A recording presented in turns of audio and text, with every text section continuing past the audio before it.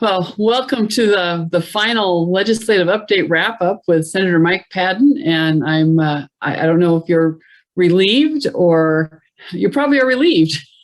Well, I am relieved. The old saying, Sulani, is nobody's life, liberty, or property is safe when the legislature's in session. And that certainly was true this year. We had unparalleled amounts of new money come in from the robust economy in our state right now and federal money. So there ended up a $15 billion surplus, which is very close to the total budget when I first was in the legislature in the House. And that's just the surplus. But out of all that, no meaningful tax relief, either in property taxes or sales tax. Very disappointing, or for that matter, gasoline tax. And efforts were made in all three of those areas, but the majority party was not interested. They had other priorities, which included pretty much spending most of that money and having some reserve. So that was disappointing. On one of the crucial areas, there was a little bit of progress made in correcting some of the really bad anti-law enforcement bills from last session. The corrections dealt with mental health area where something can be done, a little better situation on use of force.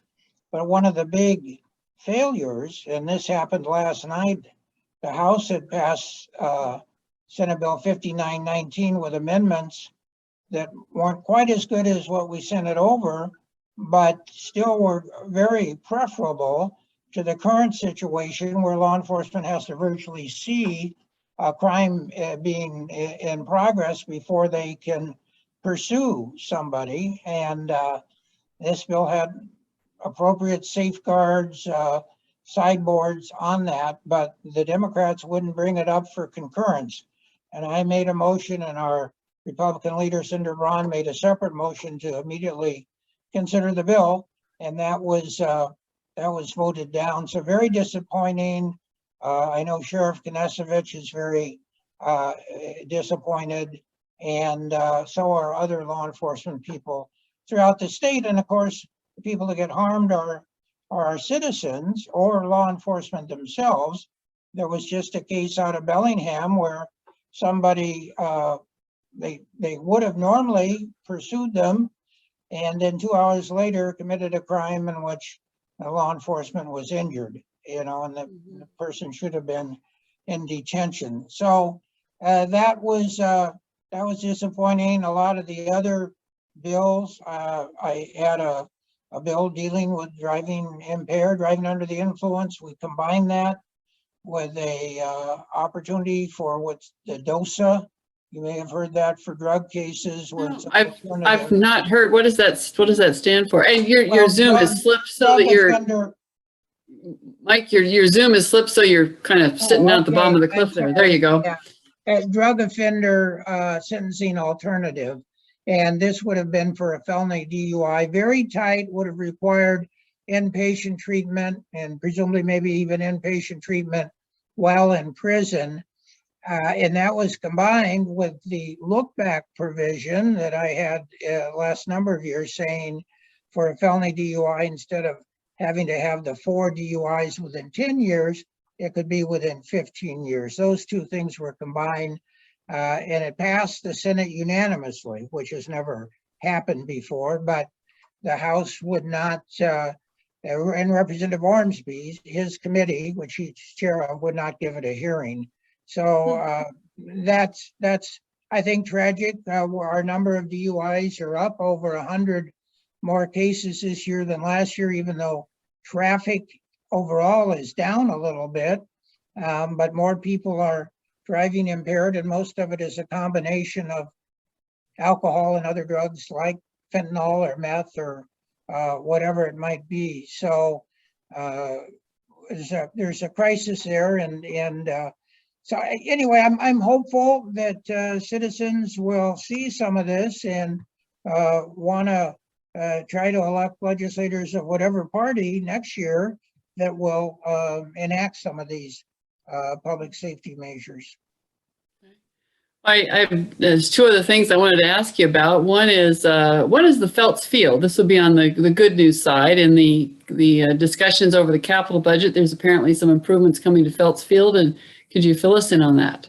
Right. I was very involved with putting a request in for Phelps Field, and we've put some requests in the past, and the airport folks have a plan for upgrading some of Phelps Field, and a lot has been upgraded already with the museum there, but they would spend this, which isn't a whole ton of money.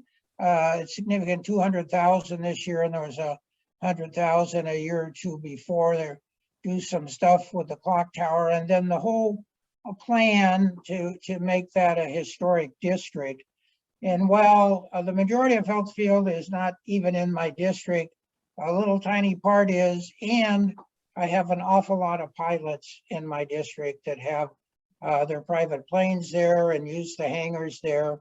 And it's a real asset, I think, to the Spokane Valley. It sticks out. It actually is east of Havana, but it's in the city of Spokane, so it's in the third just for that reason. But surrounded on all sides by the fourth district. Anyway, it's good for the whole area, and the people run a real good operation.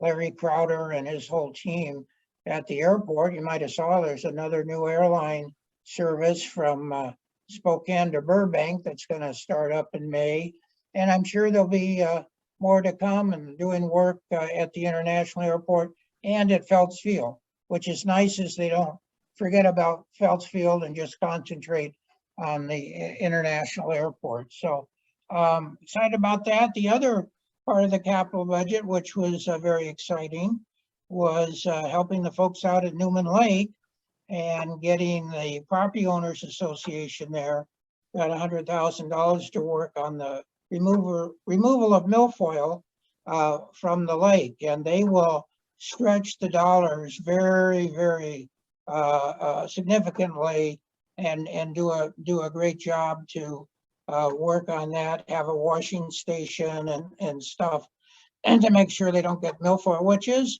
a lake, it's used by more people in Spokane County than any other lake. So that is good. And the final capital budget from the fourth was more money for Mount Spokane to help with some renovations to the lodge and general work out there. There was a significant victory, which really hasn't been reported too much. And of course, the governor has to sign these budgets. But as it passed the legislature, there is a program that could very well lead to the city of the Spokane Valley getting $5 million for the railroad crossing, the grade separation at Pines and Trent.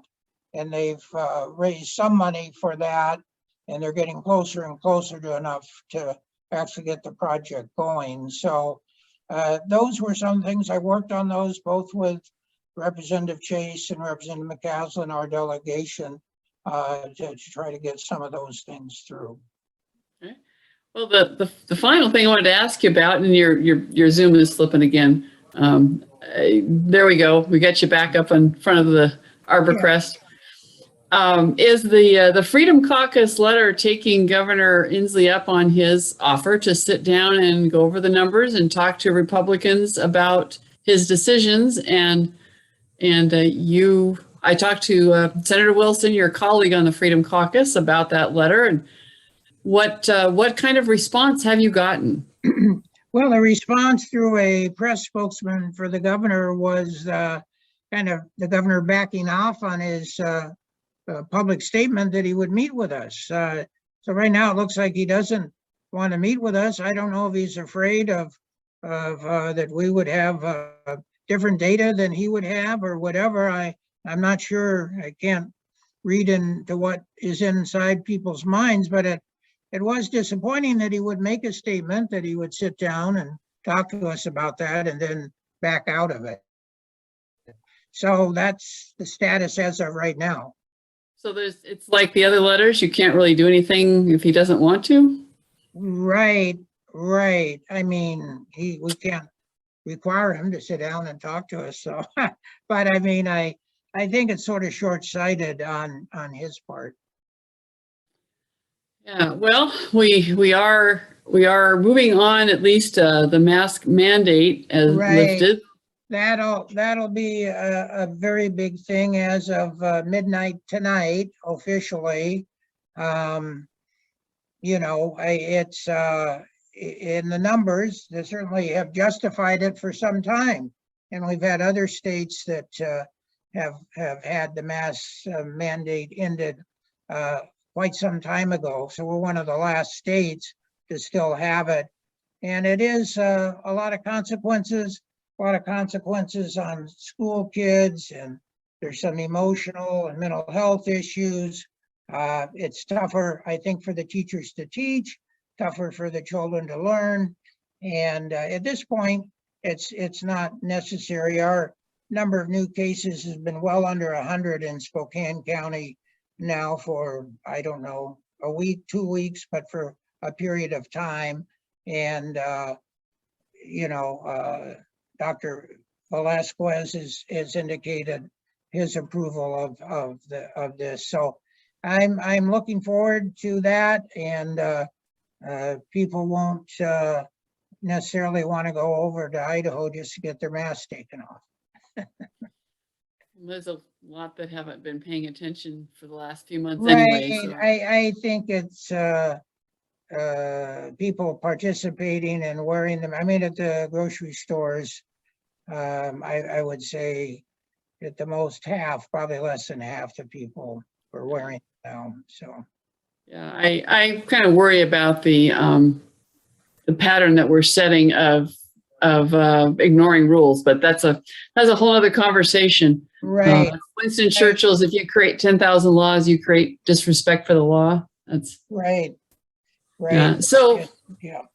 Last word to you, Mike, to wrap up the session, or what you would suggest people keep an eye on over the next few months.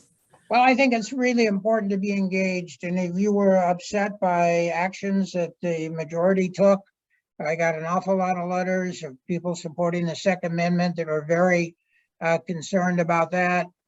People that are concerned about attempts to eliminate the ability for cities to allow single family zoning even, and just so many intrusions into everyday life. So, you know, you got to get involved and get engaged if you want to make changes. And I think we're fairly fortunate here in our area, but I'm hopeful that overall statewide, we'll see some changes in the makeup of the legislature going into the 2023 session and be able to do more positive things for the people of our state.